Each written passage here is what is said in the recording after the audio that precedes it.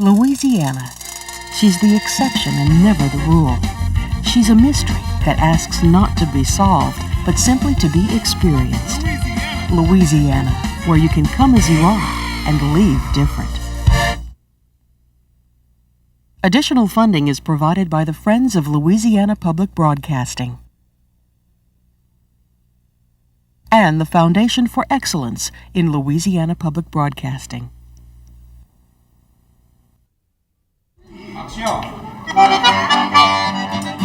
This is the story of the Cajun people of Louisiana. It's a story that begins nearly 400 years ago, when French peasant farmers left Europe to carve a new homeland in the wilderness of Nova Scotia. After a brutal ethnic cleansing, the ancestors of the Cajun people were scattered around the world. They were able to end their exile and reunite their families here in Louisiana.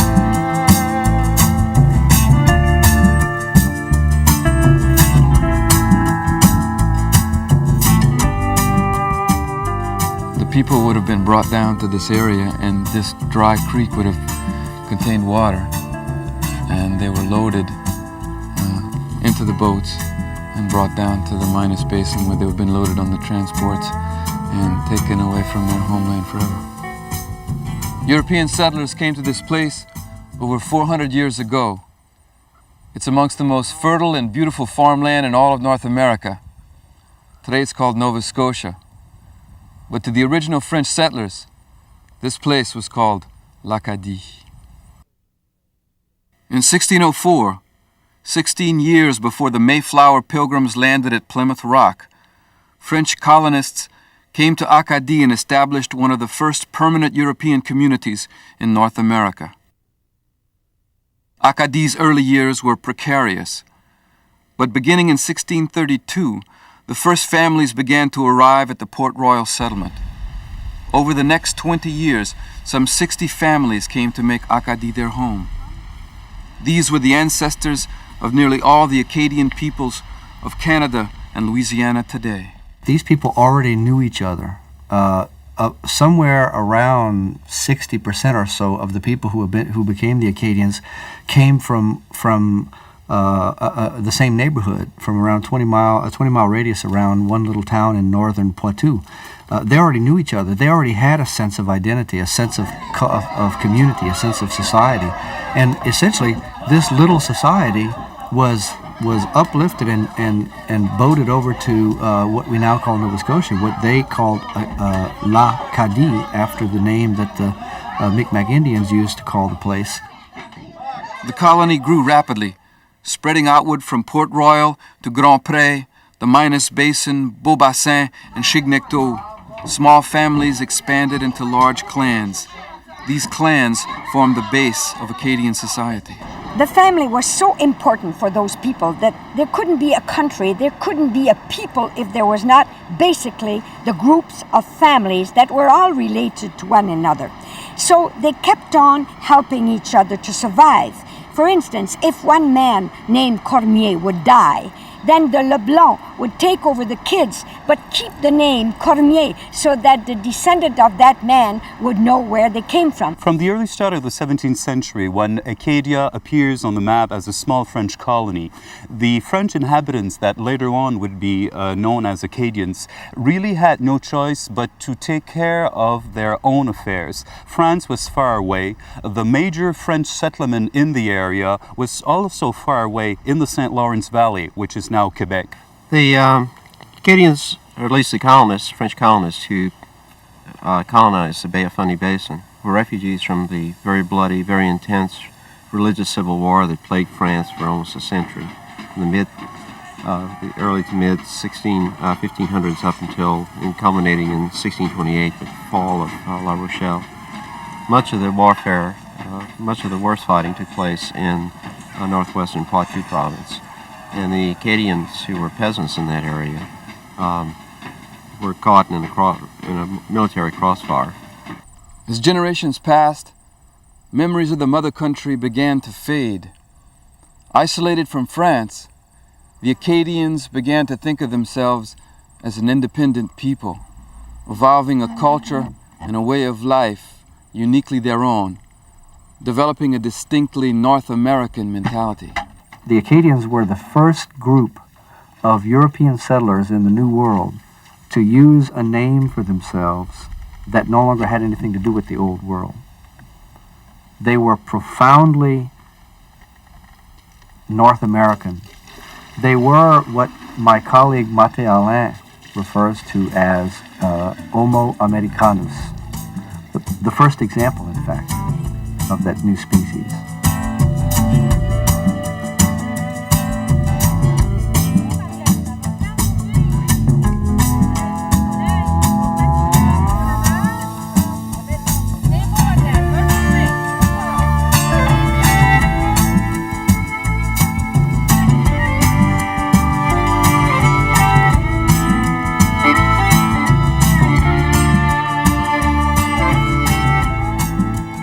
Work was done as a community, whether it was building their homes, harvesting crops, even holding back the encroaching seas.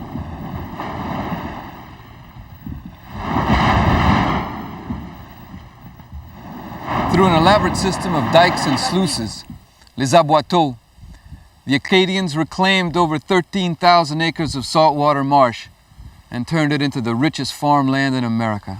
French Acadia was mostly in what is now Nova Scotia, around the Bay of Fundy. There is where you would have found the great majority of Acadian villages. And the great majority of the inhabitants of those villages were farmers. And they put together sort of a very original way to share croplands by building dikes, sort of to take from the sea a special kind of harvest. And in French, they would call these systems aboiteaux. This made them very prosperous farmers that had to work together because at low tide they could work in the fields, but if the tides, especially the tides of the Bay and Fundy, which are one of the highest in the world, when the big tides would come in, they would have to fight the tides away by building these dikes. But it was not just the sea that was threatening Acadie.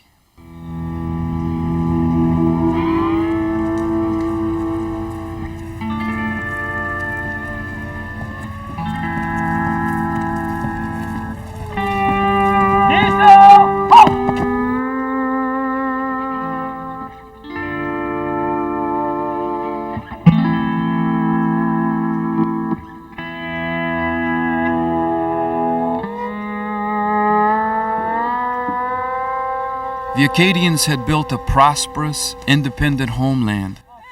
Fish and game were abundant, their orchards were bountiful, trade with their neighbors was lucrative. Epidemics like smallpox, typhoid, and cholera were unknown in Acadie. They lived as well or better than anyone else in North America. But what the Acadians had, others would soon try to take away. This is the Minas Basin. And how many families are in Chignecto? 200 families, sir.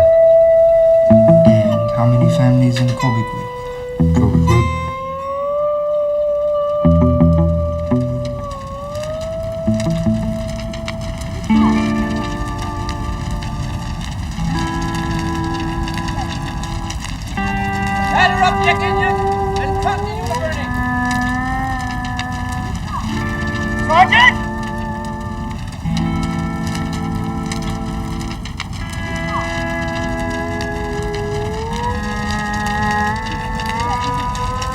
Less than 10 years into the colony's existence, Port Royal was burned to the ground by English forces from Virginia. This was only the beginning. The French and British were trading pawns in a deadly game for the possession of North America, with Acadie as the key strategic prize. The colony had changed hands 10 times in the first 100 years of its history before finally being ceded to the British in 1713. It was an uneasy peace, the French ready to retake Acadie, or Nova Scotia as the British called it. The Acadians, however, did not care about the color of the flag that floated over the governor's house. The Acadians had learned over the years that for a while they might belong to France, and for a while they might belong to England, and then they would return to France, and then they would return to England. They had learned by that experience to not place a whole lot of stock in who owned the colony at any given moment. While they belonged to, during the periods they belonged to England, they didn't stop trading with New France, and during the periods that they belonged to France, they didn't stop trading with New England. When the British took control of Nova Scotia, many of them wanted to get rid of the Acadians altogether, but they couldn't. Not just yet, anyway. British weren't able to expel the Acadians in 1713 simply because they were dependent upon the Acadians for their source of supply. Acadia was a backwater outpost outside of the main shipping lanes which went to Boston and Quebec. And as a consequence, the cost of maintaining a garrison from either Boston or London would have been extremely high. So by threats and empty promises, the British spent the next several decades trying to assimilate the Acadians. Each successive governor of Nova Scotia would try to force the Acadians to swear the oath of allegiance to the British Crown unconditionally, and always they would refuse.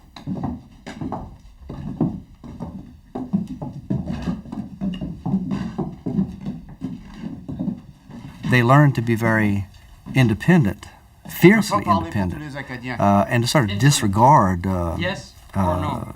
institutional authority from afar. Throughout their negotiations with the British, the Acadians insisted on 3 fundamental conditions: the unrestricted right to practice their Catholic religion, full ownership of their land and property, and the exemption from having to bear arms. They weren't as reluctant to simply pledge allegiance to the British, but they were reluctant to accept all of the factors that came along with that. One of them was that they were going to have to stop speaking French and learn English. Another was that they were likely going to have to change religions. And the most important one, the Acadians, if they were anything, they were profoundly pragmatic. The most important one was that if they became English subjects, they would have to accept to fight against the enemies of the British, which meant that they were going to have to fight against the mikmaq Indians who had helped them establish themselves there and with whom they had wonderful relations. And they were going to have to accept to fight against the French. Attempts to assimilate the Acadians had failed, and the military situation was growing increasingly tense as England and France prepared for yet another war. The neutral Acadians found themselves living between 2 heavily armed and hostile camps. It's essentially a flashpoint. It's one of those areas where the 2 empires come into direct contact, and it's also where military force is brought to bear right on the common boundary line. And it's as a result of this that the area's importance is magnified, especially where the Acadian population was concerned. It's important to understand when considering this business of the oath of allegiance that people often ask, why did the Acadians not sign the oath of allegiance? Why they didn't accept it? Well, the British governors were being very careful for a long time, and it's documented that they didn't want the Acadians to take that oath of allegiance. They didn't want to deal with that because they didn't want. They were trying to hold off and stave off enough time and not press this issue so that they didn't get the Acadians, getting a bunch of Acadians jumping across the line and going to help the French before the English were well enough established to be able to resist that kind of attack. And it wasn't until Lawrence got there that they finally felt like they had the numbers to protect the colony, and that's when they started to press it. But even then, Lawrence said in several letters, I will present to them one last time the oath of allegiance, and they will not sign this, but I will use as a pretext that they had refused it before to not let them sign it. And if they don't sign it, I shall deport them. And if they should figure out a way to accept the terms and sign it, I will deport them anyway. No matter what they did, whether they accepted or not, the plan had already been set in motion to rid the colony of these people. His solution was nothing less than a complete ethnic cleansing of the country. Thomas!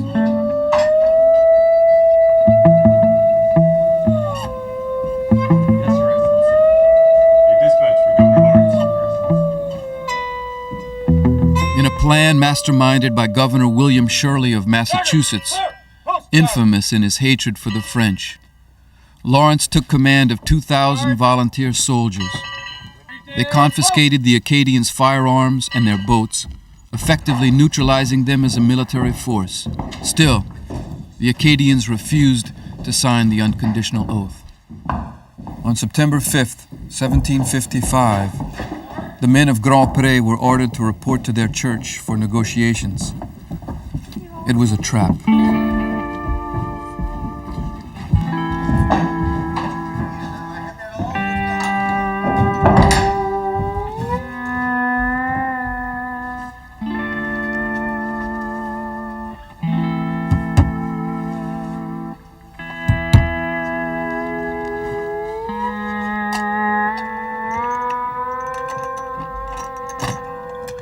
Once inside, the men and boys were taken prisoner. The soldiers announced that the Acadians would forfeit their lands to the British Crown and be deported. For days, their wives and children waited at home. Some would never see their families again.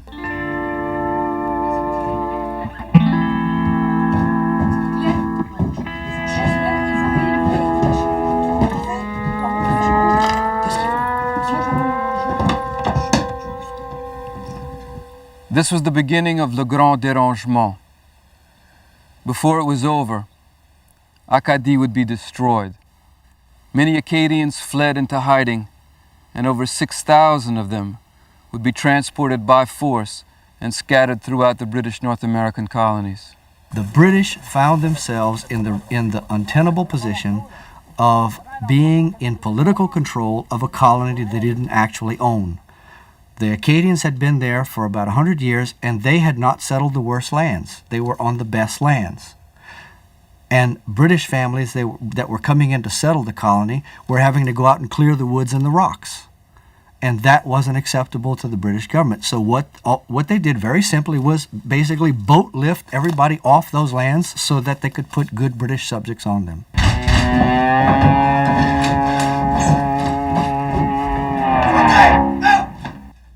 Things are now very heavy on my heart and hands.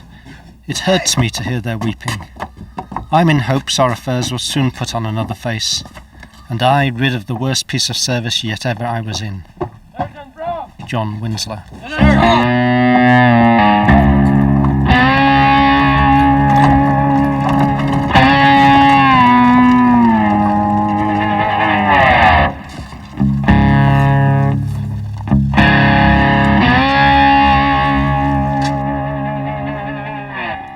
You will use all the means proper and necessary for collecting the people together so as to get them on board.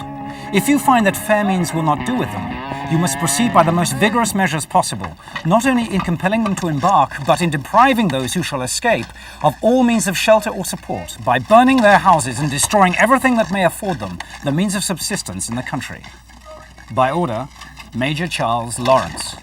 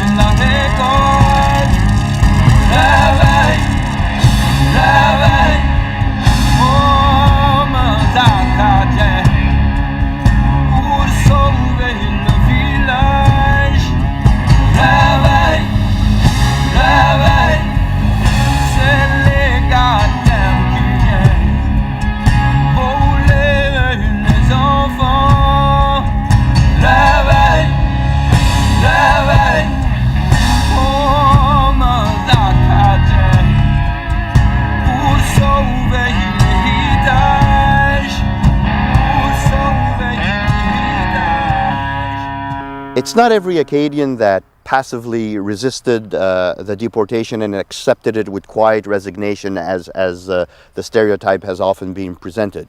There were some, they were a minority, yes, but there were nevertheless some for whom this exercise was completely unbearable, and they preferred taking refuge in the woods, living with the native people of the area, and actively resisting all the incursions that the British soldiers would later inflict upon them.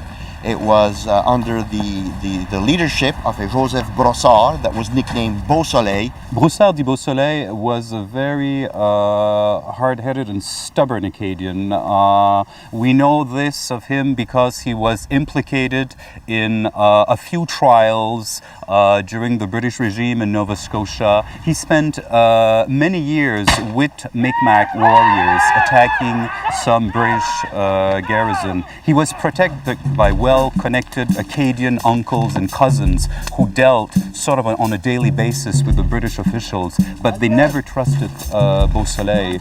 Beau Soleil was known to have fights with Acadian men. He was accused of being the father of a child out of wedlock. Beau Soleil Brossard was the leader of the Acadian resistance, but in the end, facing the imminent starvation of his family, even he was obliged to lay down his arms and surrender. Beau Soleil spent the remainder of the war a prisoner of the British. Hello and welcome to LPB's membership campaign. I'm Chuck Paradin and I am proud to be hosting this broadcast of Against the Tide. This is the story of the Cajun people of Louisiana.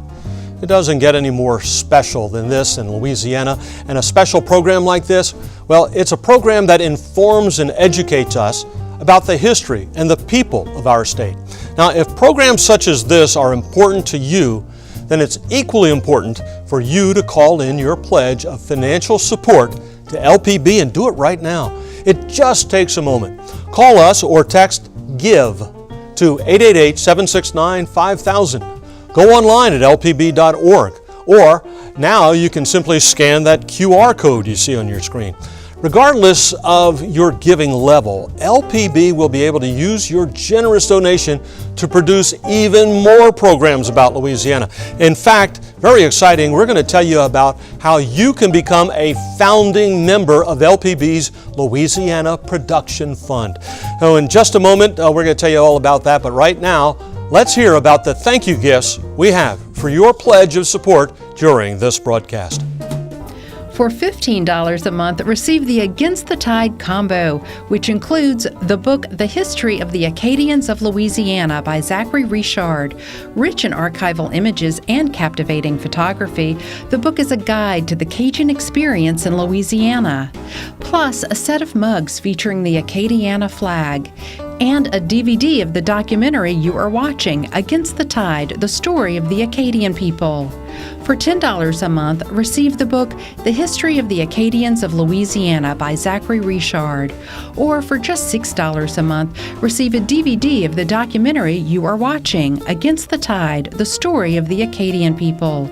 In addition to these wonderful gifts, you'll receive Visions, LPB's monthly program guide, Louisiana Life magazine, and our popular member benefit LPB Passport. Stream the best of LPB and PBS anytime, anywhere. And right now I am so pleased to be joined by someone I've known for a long time. We won't say quite how long, but a long time, because we're both from Ville Platte. Got roots there, Cajun country, Cajun French. And this is Amanda Lafleur, and she is a specialist in the Cajun French language and history. Amanda is a former French educator, a longtime LPB collaborator, and also a vice president of CODEFIL, the Council for the Development of French in Louisiana. Welcome. Good to have you here. Je suis content d'être là. Oh, merci bien. Tell us about some of the things that are going on here with you and LPB and the French language. How are we doing? Well, you know, the collaboration that I've been involved with goes way back. And in fact, a lot of it, if people want to find out about it, would need to go to the website and check out LPB's archives, because that's where we have housed some historical treasures, I think, that are part of exactly what LPB is all about. That is documenting the language and culture of our area. In particular, the plays of the Théâtre Acadien, notably La Table des Veuves, and let's see, there's gov't, quite a few fun plays that were done by the Théâtre Acadien on tour throughout Louisiana, but then documented right here in LPB studios. And when you and I were growing up in Ville Platte, Evangeline Parish, South Louisiana, Cajun country, so many people still spoke only French. Correct. That's kind of a dying breed if they haven't already died out, but getting people to be bilingual and still speak French, Cajun French, to stay with their heritage there. How are we doing there? Is it dying? Is it coming back? Well, you know, Louisiana French is still around, and of course it's not being transmitted in the traditional ways that it used to be, which was the time when our grandparents did not speak English well enough, so we had to learn some French to be able to communicate with them. Now the schools have taken on that role. I think we've got some exciting things going on in Louisiana with our French immersion programs, our bilingual programs, and our second language programs. LSU, where I taught, actually teaches Louisiana French, as do several other universities in the state. That's fantastic. We've got it institutionalized. And where else in the United States, maybe in the world, is anybody bringing the Cajun French heritage and language to the people more than Louisiana Public Broadcasting, constantly, like the program that we have tonight? We also have, you know, you help us program this. You help us to bring this kind of thing by giving us the money through your donations, your pledges, by going to 888-769-5000. And it's a good time to do it because right now we have the Member Challenge from Philip and Mary Ellen Jubin of Baton Rouge. They are proud to support LPB's Louisiana Production Fund, and they're challenging all viewers to donate tonight, and they're going to match dollar for dollar the first $1,500 that you pledge. So then you call in during this program, only during this program. So do it now. It's real important. And you know, even after we finish talking and the program's on, you can still get on the phone and make that call or go online. You know, this is going to make your donation worth twice as much to LPB, and it's going to help us produce more documentaries that celebrate Louisiana's food, music, our scenery, our cultures, and traditions, all the things that you love about our great state, and that make our state a true treasure, a treasure to the world, and we can't And lose hopefully this. there'll be plenty of programming that has to do with our language too while we're at it. Absolutely. Yeah, this is an exciting piece of news. I hope that all people who are interested in promoting Louisiana French will call in and consider that, because I think becoming a founding member of such an organization is positive. And as very we positive. continue to watch this program, you actually appear in, I think, the last segment of the program. Of Against the Tide? Yeah. Yes, and my daughter has a cameo too. She was 3 years old at the time, but yeah, it was a lot of fun being part of that production. Okay, many ways to say thank you at LPB, to LPB, by making that pledge, and we want to say thank you to you, and here are some of the ways we can do it. For $15 a month, receive the Against the Tide combo, which includes the book The History of the Acadians of Louisiana by Zachary Richard. Rich in archival images and captivating photography, the book is a guide to the Cajun experience in Louisiana. Plus, a set of mugs featuring the Acadiana flag, and a DVD of the documentary you are watching, Against the Tide, the story of the Acadian people. For $10 a month, receive the book The History of the Acadians of Louisiana by Zachary Richard. Or for just $6 a month, receive a DVD of the documentary you are watching, Against the Tide, the story of the Acadian people. In addition to these wonderful gifts, you'll receive Visions, LPB's monthly program guide, Louisiana Life magazine, and our popular member benefit LPB Passport. Stream the best of LPB and PBS anytime, anywhere. Well, keeping the French language in Louisiana alive is a full-time job. Manda, you spent a whole lifetime doing it. Tell us about some of the things you've done in collaboration with LPB and others to keep the French language alive, French history alive, French traditions alive. Well, one of my favorite memories, I suppose, is working with the French language program en français. James Fontenot was the regular host, but I was fortunate enough to be able to pitch in and help him out or replace him when he had to go to court. And he was a lawyer, of course, so he wasn't going to court for for any nefarious reasons. It was his profession. But a couple of collaborations that I really enjoyed were working on a whole series on Louisiana's French-speaking parishes. And so it was actually getting out in the field and interviewing people. We actually went to Evangeline Parish. I interviewed Mr. Jack Miller, for example. Oh, yeah. And he gave us the secrets of his barbecue sauce recipe tout en français. Ah. That was a really special memory for me. Did you drop by the radio station, the only one in the parish, KVPI, where they still do French news? We did talk French to Jim music? Swallow. Jim Swallow, the man who hired me into broadcasting. Wow, got you many years ago, started, in huh? 1960s. Yeah, they right. still do it today, and they still do on Saturdays. They broadcast live from Mamou on Main Street at Fred's Lounge. That's right. All the music, and people are dancing there 7 o'clock in the morning. It's really terrific. So much tradition in Louisiana. And I don't know anybody who's doing more right now, certainly in a broadcasting way on television, to bring you that tradition and to keep it alive than LPB, Louisiana Public Broadcasting. And now with the establishment of the new Founders Fund, which you're going to be a founding member of, it's going to be terrific. So there's more to come, but you make it happen by being a member of Friends of LPB, 888-769-5000. Now, back to that program.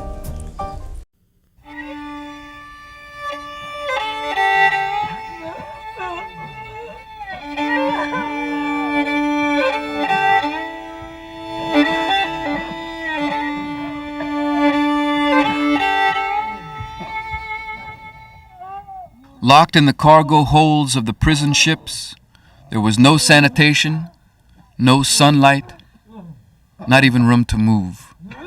Many of the exiles would die of hunger and disease before they ever saw land. The Acadians were scattered throughout the American colonies, from Massachusetts to Georgia, but wherever they went, it was always the same. They were unwelcome aliens, hated for their French language, their Catholic faith, and their refusal to be absorbed by the Anglo-American culture. Quand les Acadiens ont été déportés, l'idée de Charles Lawrence, c'était de disperser ces gens-là en petites poches de société pour qu'il y ait plus un peuple qui s'appelle Acadien ou qui se considère Acadien, mais ils avaient mal compris la profondeur de ce sens d'identité qui avait commencé à cause du fait que c'était des gens qui se connaissaient déjà avant de partir, même de la France. Donc, quand ils ont essayé de les disperser pour briser la société, rendu là, en 1755, c'était impossible. Le sens d'identité était déjà trop fort. Nearly 1,000 exiles were sent to Maryland. Within a few years, their number had dwindled by as much as a third.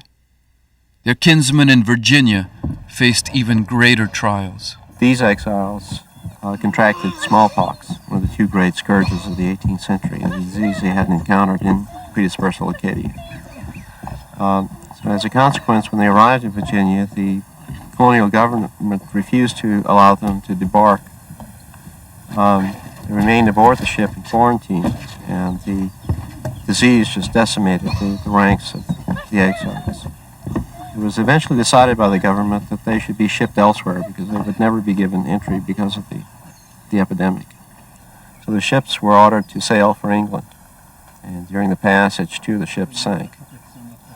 The survivors made their way to England at British seaports where they were placed in detention centers. Those who did survive were sent by the British to French seaports in 1763. During the exile, the dislocation and loss of life was so great that the Acadian population of both the Canadian Maritimes and Louisiana combined is but a small fraction of the 7 million demographers estimate it would be today had the Grand Dérangement, the deportation, never occurred.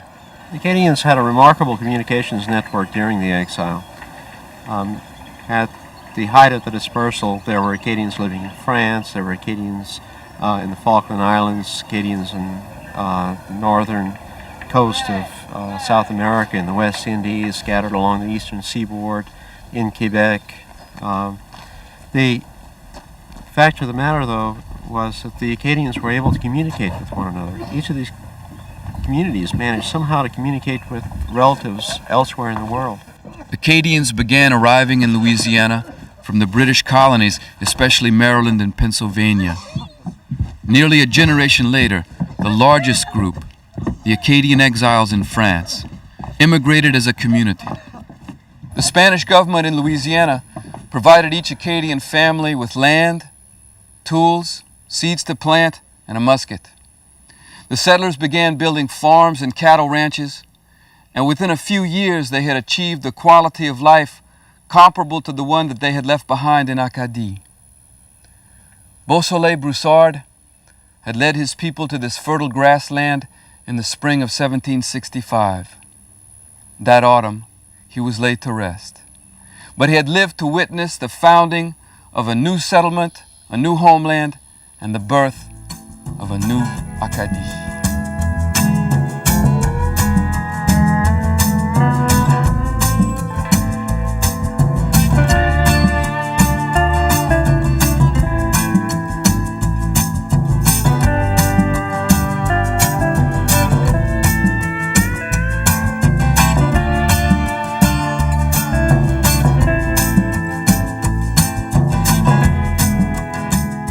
The Acadians had to adapt to the subtropical climate of Louisiana. It changed the food they ate, the crops that they grew, the way they built their houses, and even the clothes they wore. But in many ways, Nouvelle Acadie was not unlike the old. The people who became the Acadians when they came from France, they didn't forget everything they knew. And they didn't forget, the way they lived when they crossed the Atlantic. Just as they didn't forget what they had developed when they came down to Louisiana after the exile. They had a way of building houses. They had a way of cooking. They had a way of, they had songs they sang. They carried in their collective memories, stories they told. Ils m'ont appelé vilaine avec mes sabots d'ondaine. Oh, oh, oh. The women were so important that they were really the link between the ancestors and the future generation. They had to give to the people that were going to come out of that group. They were just a tiny group at the beginning. And now today we're a people. Where did we get all what we know, our memory? We got it from the transmission given by the women. They would teach the children also how to be French in an English colony, how to remain something that had been great one day. And they were coming here in America, transplanting an ancient culture to a new world. When Acadian women married non-Acadian men, they acculturated them into their own French-speaking community. The children of these outsiders became French-speaking Acadians. This was especially true after the Civil War. But rather than diluting Acadian identity, this served to enrich and to diversify it. And that's why today we have Cajuns with family names like Romero, Shake Snyder, Huffpower, Reed, and McGee. When the Acadians arrived, all of the exiles arrived with virtually nothing. But over the following century, you see the accumulation of wealth in the hands of certain families. And these families, by the time of the Civil War, are some of the most wealthy families in South Louisiana. The vast majority of Acadians, however, remained petits habitants, or essentially yeoman farmers, pursuing a way of life that had changed little from the time of their forefathers. So you see two polar extremes developing in the Acadian community, two distinct communities emerging by the time of the Civil War. Il y avait des Acadiens qui avaient monté l'échelle sociale, arrivés jusqu'à la guerre de sécession. Et il y avait des plantations et pour eux, la guerre voulait dire quelque chose. Mais la plupart des Cajuns, les petits habitants, ils n'avaient rien à voir. Il n'y avait pas d'esclaves et ils travaillaient leur petite terre eux-mêmes et s'ils n'étaient pas là, le travail n'était pas fait. Ça fait pour eux, la guerre voulait absolument rien dire. C'était un embarras.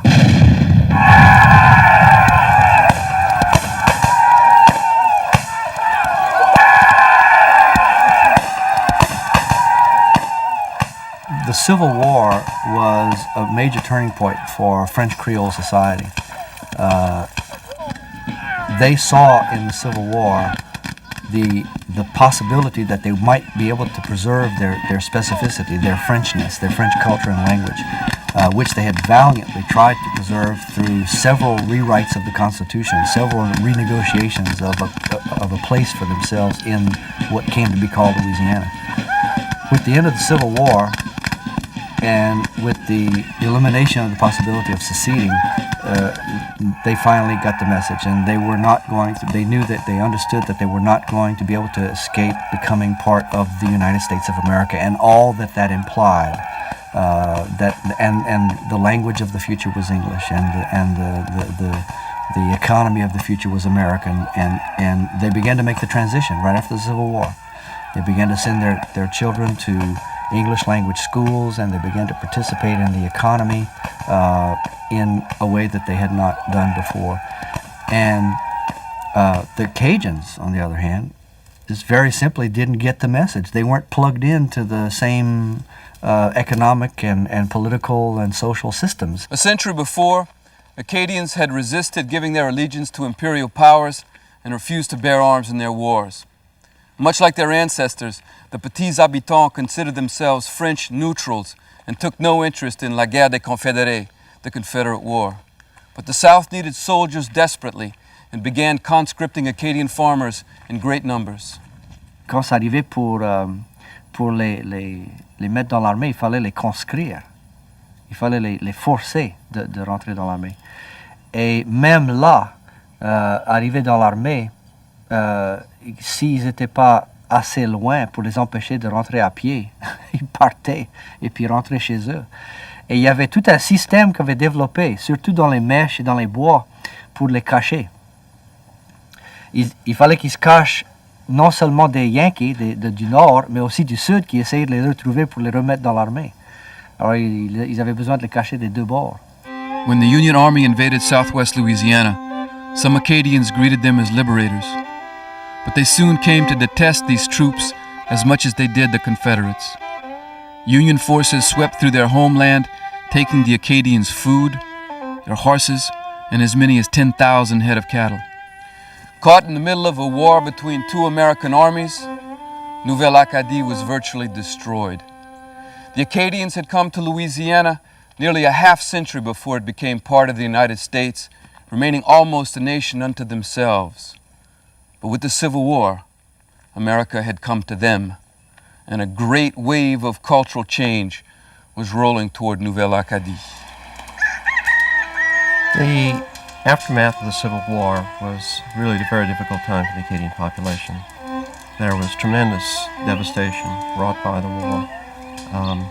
The Confederate Army used the area as a foraging area. The Union Army used the area as a foraging area. Both sides attempted to take food stocks and other goods out of the area, and the result was widespread devastation.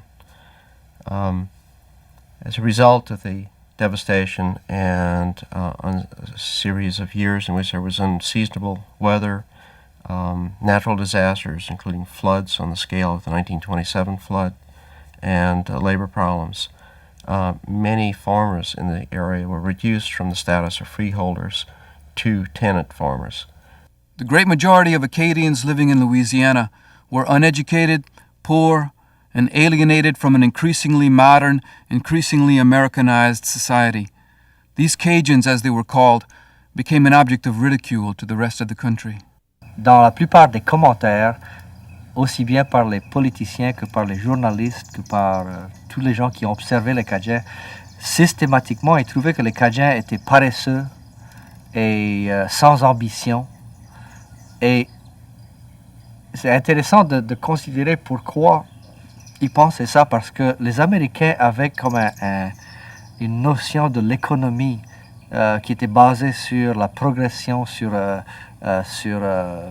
l'acquisition de beaucoup d'argent et de propriétés, alors que la grande partie des Cajuns, la plus grande partie des Cajuns, c'était simplement des gens qui étaient tout à fait heureux de faire leur petite ferme,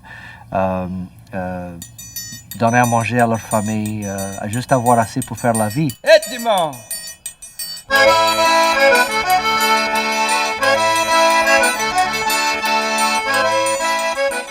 The Cajuns were viewed as little different from the destitute immigrants arriving in America at that time, even though their families had been in Louisiana since well before the American Revolution.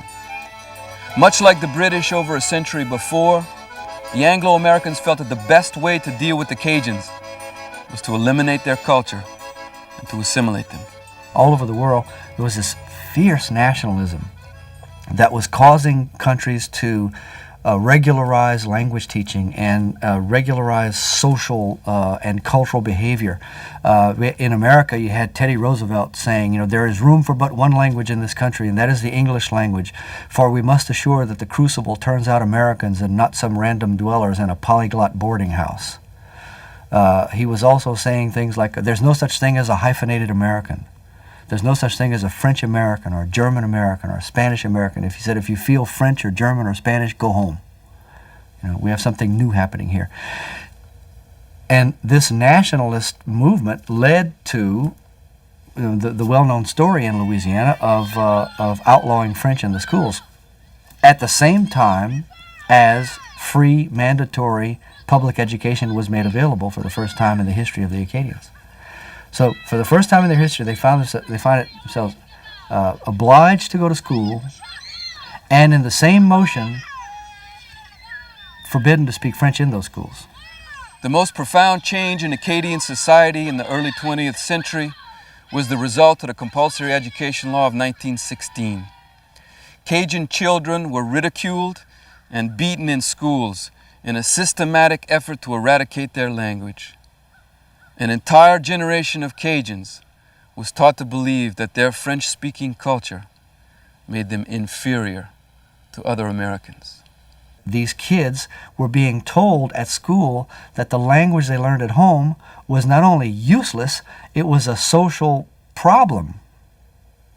It was a stigma. J'ai été né à parler français. J'ai appris l'anglais quand j'étais à l'école. Je me rappelle comment m'a essayé de me commencer à me montrer de certaines paroles en anglais que fallait je connais quand j'ai commencé l'école. Pour moi, c'était assez dur. Je n'aurais jamais pu apprendre ça. Je dis, maman, je ne pourrais jamais apprendre ça. C'est trop dur pour moi. Et on ne pouvait pas parler français naturellement sur la cour d'école si le principal les attrapait. Mais on se cachait, on parlait en français. Oh, disons, tu comprends? Si on voyait les maîtresses venir ou le principal, ouais, naturellement, on se taisait. C'est mon père parlait seulement en français, ma mère parlait seulement en français. J'avais un vieux oncle qui avait venu rester avec nous autres. On parlait seulement en français. Tous les voisins, tous les petits amis, quand on revenait de l'école, on parlait en français. On parlait en français dessus la cour de l'école quand ça ne nous attrapait pas. Ouais, si ça nous attrapait après parler français, on n'était pas bûché.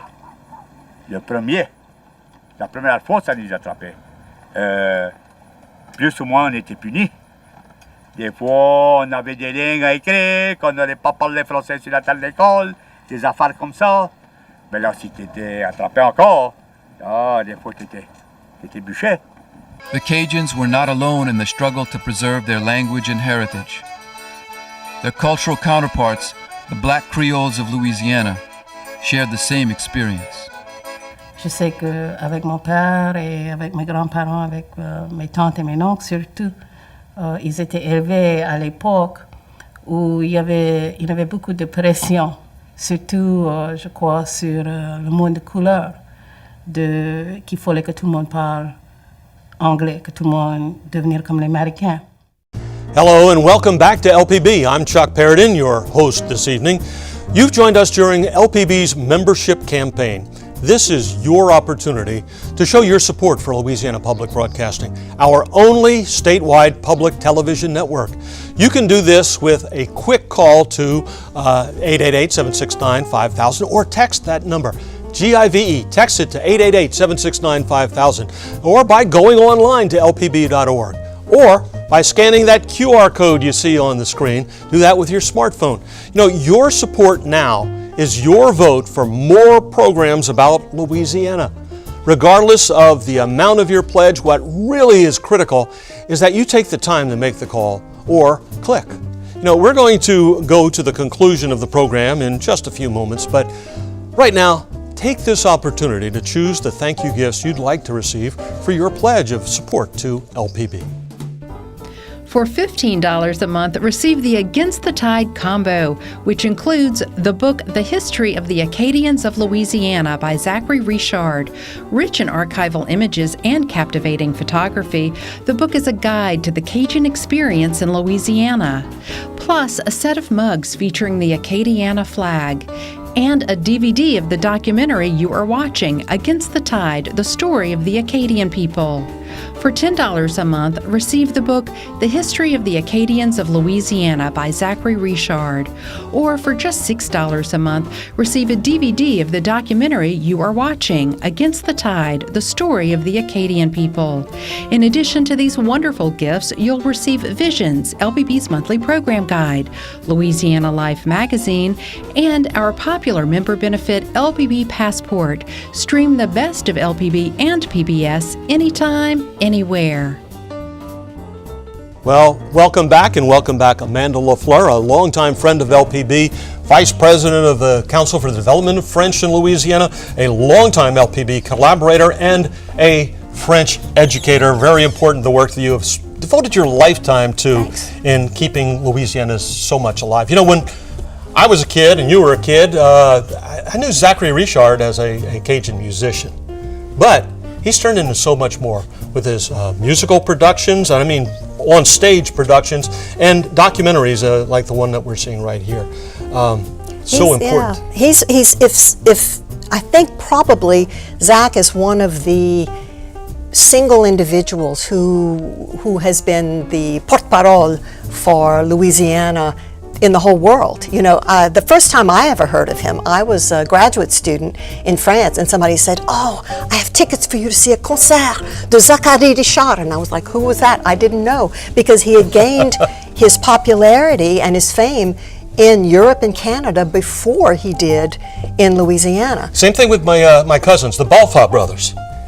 Megastars over in Europe. Over here, they're still playing at the corner bar and lounge on a weekend. Right, and the Balfas and Zach both had the heart and knew to come back home and make use of that notoriety and that fame to bring attention to the issues that were important about South Louisiana. And I think Against the Tide is just one of the crowning pieces of Zach's accomplishments. And one of the things we see in this documentary is Zach playing with young kids who are playing the fiddle and the accordion and just dynamite. Right. And that's so important to the future of keeping this culture alive. Because with the influence of television and so many English things that have come into that once cut off area of South Louisiana, it's kind of going away in general, but there's still hope. There's still footholds that we have. That's it. We're gonna keep at it as long as we can. Okay, and keep forgetting to tell you that this is important that you call in 888-769-5000 to make a pledge to keep these kind of programs going, and there will be more from Louisiana Public Broadcasting because we got that new special fund. Go to lpb.org online to make your pledge, and also we have a member challenge from Philip and Mary Ellen Jubin of Baton Rouge. You want to tell us about that? Yeah, that's really exciting. This is a new foundation that they have created, and they are offering a match. Tonight, if you donate, they will match dollar for dollar the first $1,500 called in during the program. What's exciting about this specific foundation is that it is dedicated to programming about Louisiana, which would include, naturally, linguistic and cultural programming. So we think this is really, really exciting. So call, make your pledge, and you'll be a founding member of this foundation. I mean, it's just really, really exciting.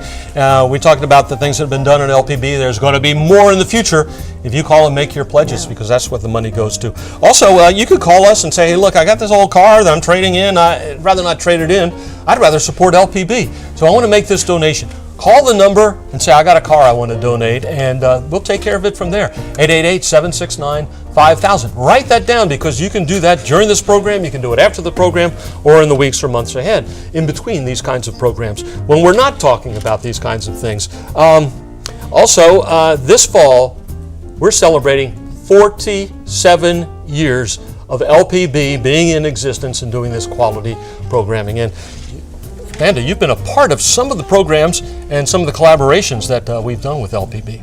Yes, well, in the early days, I have done some work with LPB. I think one of the most exciting things that we did was in 1985, we did a documentary on the Acadians who actually were deported from Acadie and then ended up being repatriated in France and finally back into Louisiana in 1785.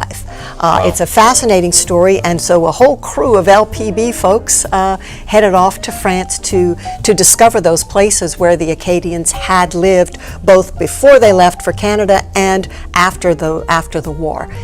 It's called Odyssée Acadienne, and it's still available in the archives. Have you been able to go to Nova Scotia?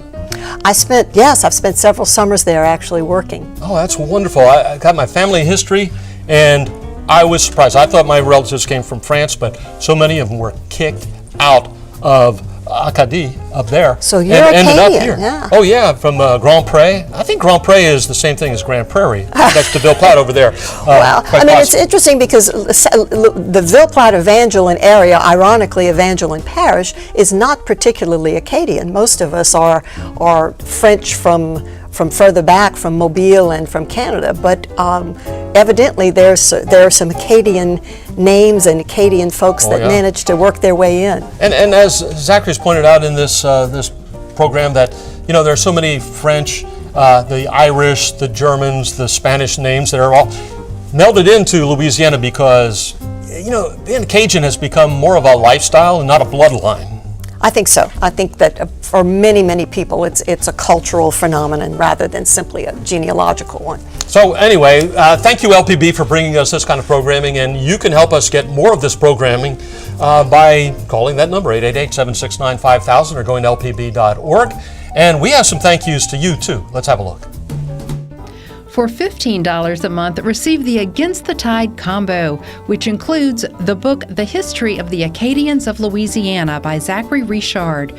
Rich in archival images and captivating photography, the book is a guide to the Cajun experience in Louisiana.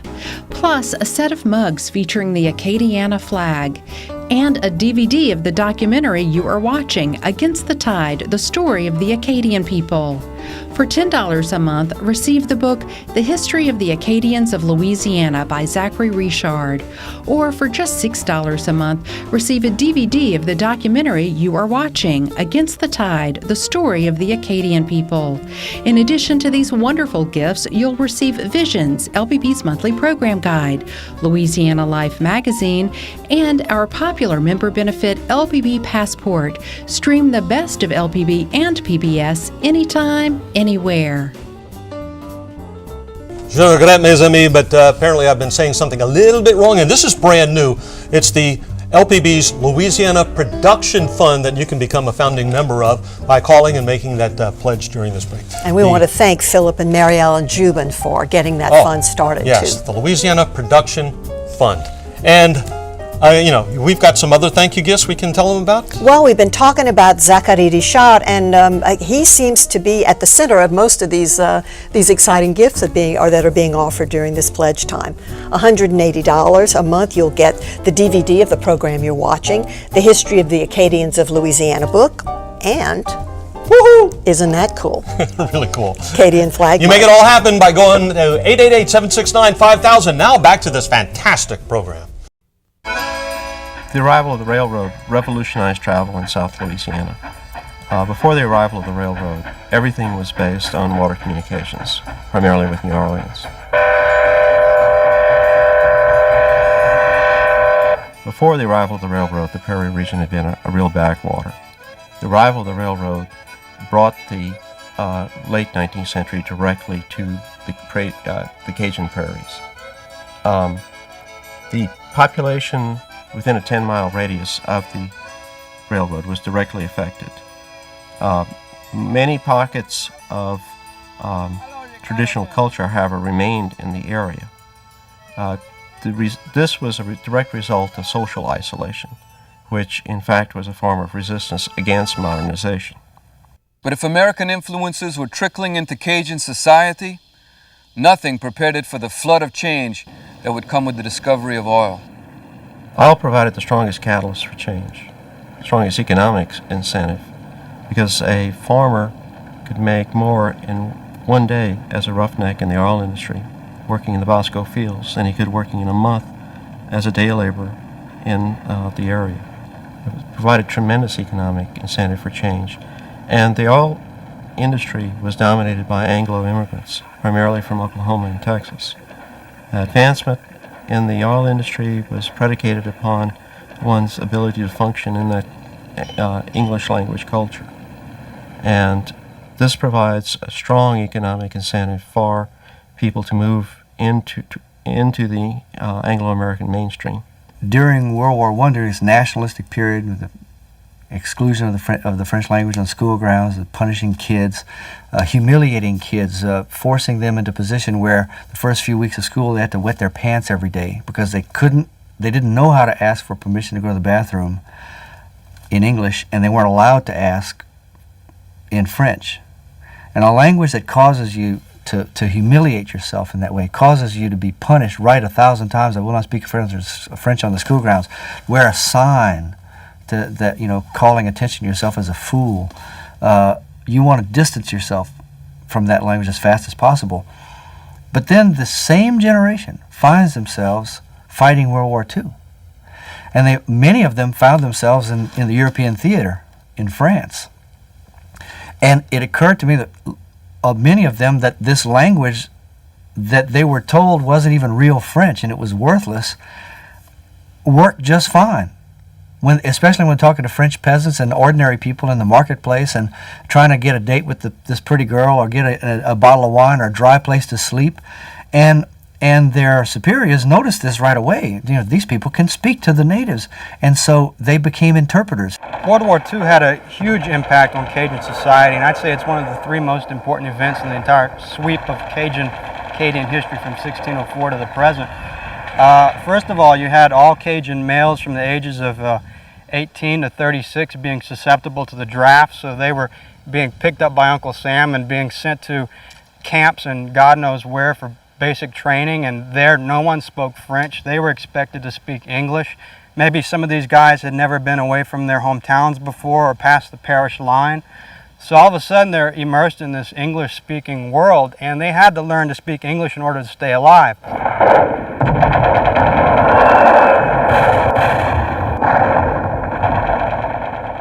These GIs who came back home after World War II, they were the ones who were populating the bars and the dance halls, trying to dance and drink and forget their troubles.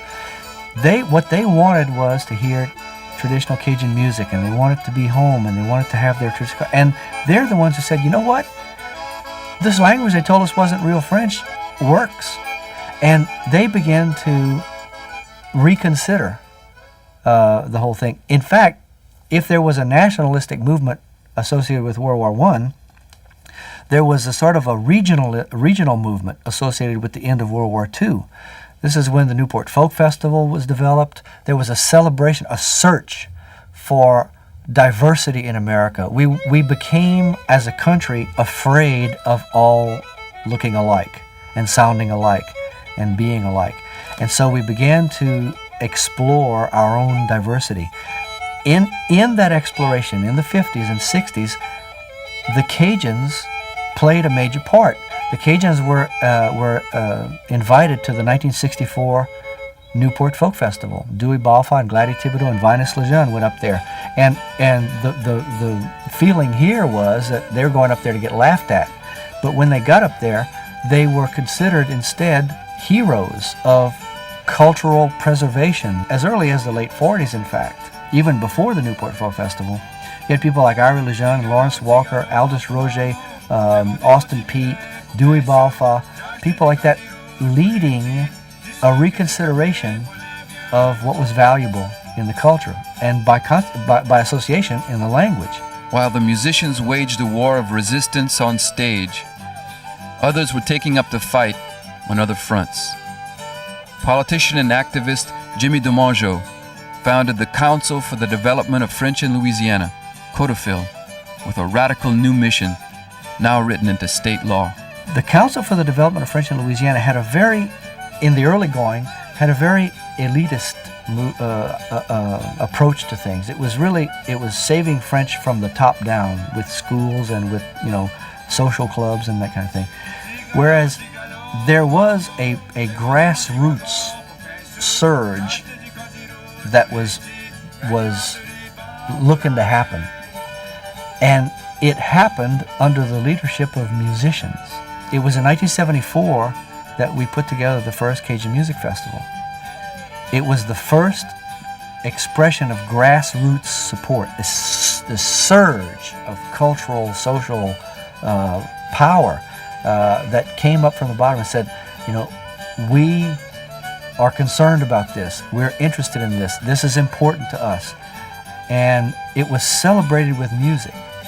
And it continued to be celebrated with music through things like festivals and Dewey Balfoss Folk Artists in the Schools program. And eventually, Codeville married the two. Jimmy DiMaggio, the president of Codeville, was very perceptive. He noticed that language doesn't exist in a vacuum. You can't just preserve French. You have to preserve something to do in French. French has to make you laugh and dance and cry, and it has to be part of your life. So this cultural movement emerged alongside this linguistic educational movement. French immersion in Louisiana is based on the Canadian model. The Canadians have been doing French immersion since the 60s, when Anglophone Canadians realized that their children would be at a disadvantage. They couldn't get federal jobs if they weren't bilingual the way most French-speaking Canadians were. And so it's a matter of economics there. In Louisiana, the movement was spurred by parents of that lost generation, parents whose parents did not speak French to them. While it's not true that Cajun French is so different from what we call French that it's another language, it also is true that it has its own particularities and its own vocabulary, word choice, syntax style. And it's important, I think, to, as we work to preserve French in Louisiana, that we remember that what we're trying to preserve here is the way people here speak, and the way, because it's this language that produced Cajun music and the stories and the way people think about things. We can't just import university French from France or Belgium or Quebec or anywhere else. I think we have to be very careful to incorporate the way people speak here, and we have to respect that. Comment s'appelle celui qui joue l'accordéon là? Philippe. Philippe? Oui, c'est pas David. Ouais. Il est pas à l'entour, tu crois? Oh, peut-être. Peut-être. On va aller voir Je tout à l'heure. pense qu'il est il est dans le bateau. Ah, il est dans le bateau. Ok, oui. Ouais. On va aller dans le bateau tout à l'heure, nous autres même. On va faire la chanson peut-être encore une fois. Belle Louisiane, c'est bon pour vous? Vas-y. Belle Louisiane,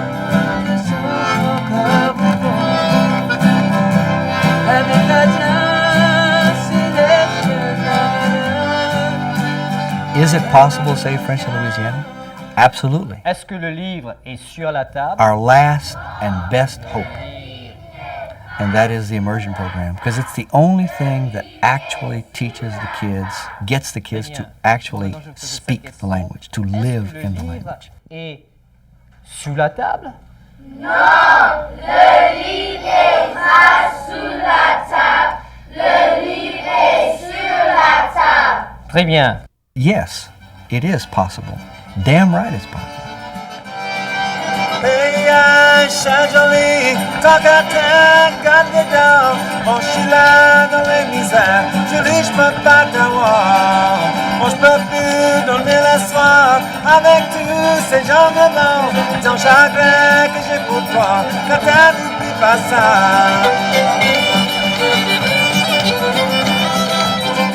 I was trying to explain to you in French. Mon grand-mère est morte hier soir. You said, time out. You can take a time out. You can speak English now and tell me what's, what And you happened. said no.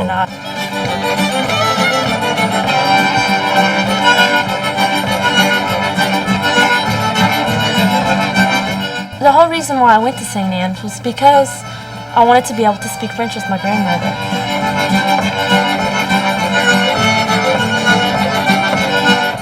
Big church, just the wind would blow, I could hear it creaking, and I had my dictionary. I could pray in English, but I had my dictionary trying to pray in French. And I remember thinking, you can pray in English, it's okay, but I didn't. Because I thought, if any opportunity to speak French with my grandmother, it's now. Yeah, because now you knew she could hear you. She could hear me.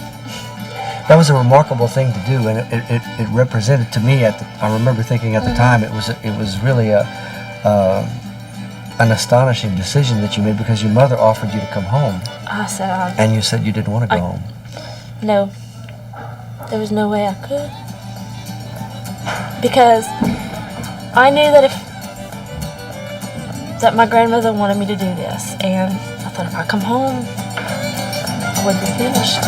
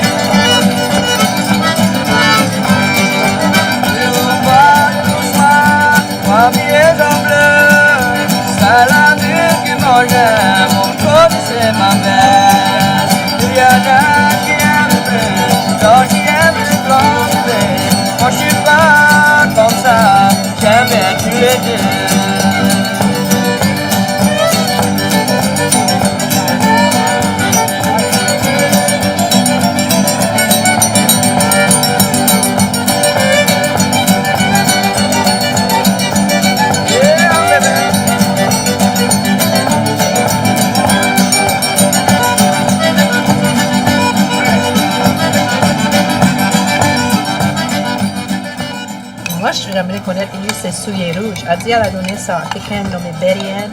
Et elle m'a dit que Betty Marie, elle était petite comme ça. Moi, je crois pas. Elle est petite. After nearly 250 years in Louisiana, Cajun culture is not only surviving, but undergoing a renaissance. What's amazing is not that some of the aspects of the culture have changed or even been lost, but that the Cajun people have been able to overcome exile and resist assimilation and continue to sing their songs, tell their stories, and build their levees against the tide. Man, what a great program. Hello, I'm Chuck Paradin, and you have just seen Against the Tide, the story of the Cajun people. What an achievement for the program's producer, award-winning singer, songwriter, and storyteller, Zachary Richard. Louisiana's people make our state the unique and wonderful place we love. This break is your final opportunity during this program to pledge your financial support for the Louisiana programming you want to see more of here on LPB. Please call or text GIVE to 888-769-5000. Go online at lpb.org or scan the QR code on your screen. Pledge now to become a founding member of LPB's Louisiana Production Fund. Tell you more about that. It's going to help LPB produce more insightful historical programs like Against the Tide. You know, we have thank you gifts that have been chosen especially for this program, and let's take another look at those right now. For $15 a month, receive the Against the Tide combo, which includes the book The History of the Acadians of Louisiana by Zachary Richard. Rich in archival images and captivating photography, the book is a guide to the Cajun experience in Louisiana. Plus, a set of mugs featuring the Acadiana flag, and a DVD of the documentary you are watching, Against the Tide, the story of the Acadian people. For $10 a month, receive the book The History of the Acadians of Louisiana by Zachary Richard. Or for just $6 a month, receive a DVD of the documentary you are watching, Against the Tide, the story of the Acadian people. In addition to these wonderful gifts, you'll receive Visions, LPB's monthly program guide, Louisiana Life magazine, and our popular member benefit LPB Passport. Stream the best of LPB and PBS anytime, anywhere. And en notre temps, Amanda Lafleur, a French educator, has helped keeping French culture and language alive in Louisiana, a vice president of Codafil, longtime educator. Speaking of education, I understand that LPB programs such as this are helping out in classrooms. Sure. Well, I will tell you, Against the Tide was just standard fare for several of my classes that I taught at LSU. So that's one that I've used quite often. It's a great basic introduction to the history of the Acadians. The musical version the music accompanied version that Zach already produced in cooperation with LPB, which is called Attakapaw, is also available for members online through Passport. That's a stage musical? Well, it is a staged production that includes elements of the history and is complemented with music. But on the archives online, there are any number of resources that are available for students and for anyone interested in learning French independently.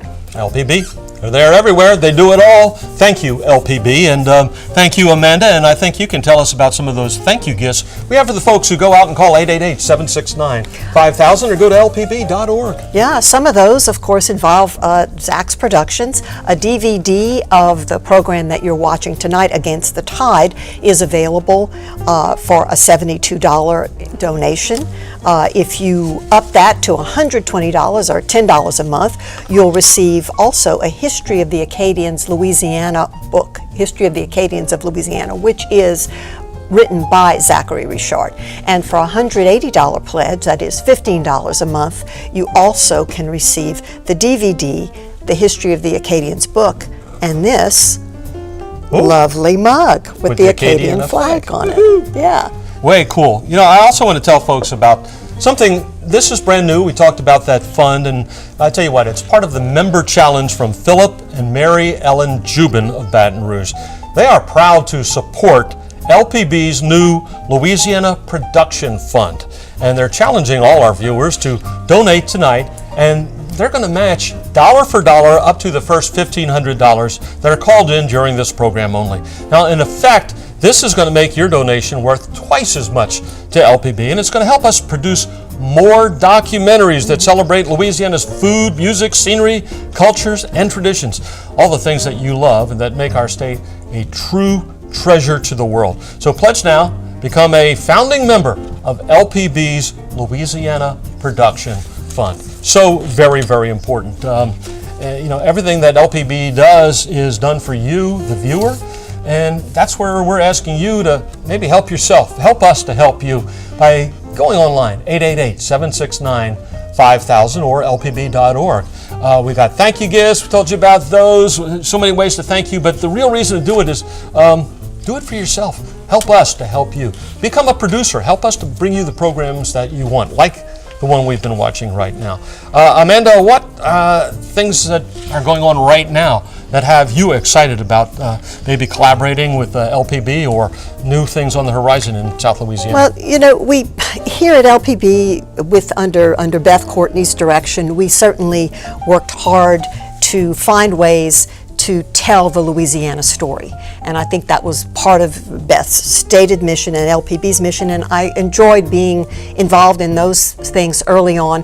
More recently, we have a project that is called Parole de la Louisiane, and it's about the history of our words, about our language. It's going to be a program in French that's designed to help people who are interested in learning what is it that's particular about Louisiana French that's different and why it's different. We take segments of plays or songs or video interviews, and then we analyze those words, and then we talk about how those things can be applied in the classroom for people who want to use more Louisiana French in their instruction. So that is specifically pedagogical for teachers.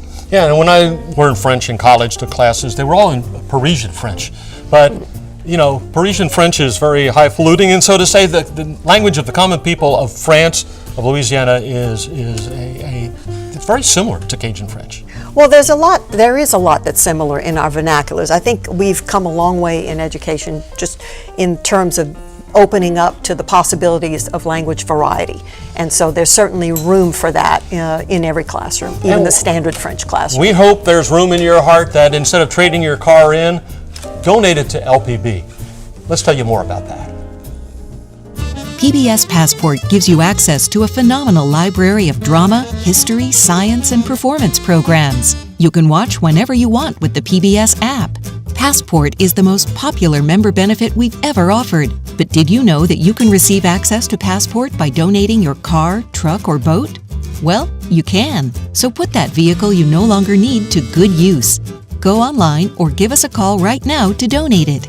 And thanks. Yes, thank you. Thank you for being a member of LPB. If you're not, become a friend of LPB by going online, 888-769-5000. Told you about the thank you gifts, and you know, there are other things you get like Visions Magazine, Louisiana Life, access to Passport, which is that whole vault of past programming that, you know, everything from Nova to, I believe they even have Dalton Abbey on there too that you can watch. It's just a terrific thing, and you get it all by being a member of LPB, 888-769-5000. or going online to lpb.org. Amanda, we're wrapping things up here. I can't thank you enough for what you've done in the past and what you're doing for the future of Cajun French and Cajun culture in Louisiana, right there along with LPB. Thanks a lot. It's been great being here. It's been a great program. We really appreciate you. Remember, write the number down, 888-769-5000. You can call at any time, and of course, anytime you can go online to lpb.org. And thank you for being a member of the LPB. And we're going to go one more time before we go to roll in of the thank you gifts that you can expect. For $15 a month, receive the Against the Tide combo, which includes the book The History of the Acadians of Louisiana by Zachary Richard. Rich in archival images and captivating photography, the book is a guide to the Cajun experience in Louisiana. Plus, a set of mugs featuring the Acadiana flag, and a DVD of the documentary you are watching, Against the Tide, the story of the Acadian people. For $10 a month, receive the book The History of the Acadians of Louisiana by Zachary Richard. Or for just $6 a month, receive a DVD of the documentary you are watching, Against the Tide, the story of the Acadian people. In addition to these wonderful gifts, you'll receive Visions, LPB's monthly program guide, Louisiana Life magazine, and our popular member benefit LPB Passport. Stream the best of LPB and PBS anytime, anywhere.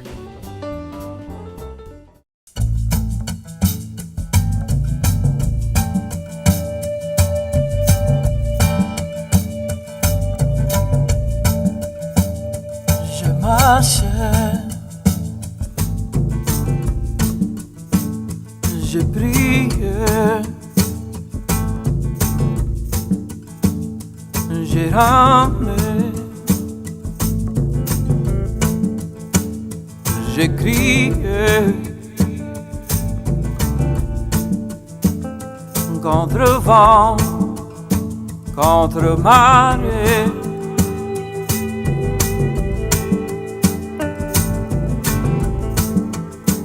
De Chignectou au Bayou d'Èche, de Grand-Pré à Grand-Mamou, j'ai marché, j'ai prié, et je n'ai jamais oublié.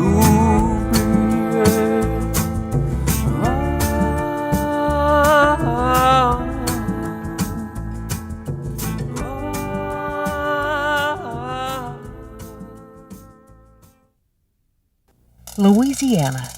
She's the exception and never the rule. She's a mystery that asks not to be solved, but simply to be experienced. Louisiana. where you can come as you are and leave different. Additional funding is provided by the Friends of Louisiana Public Broadcasting and the Foundation for Excellence in Louisiana Public Broadcasting.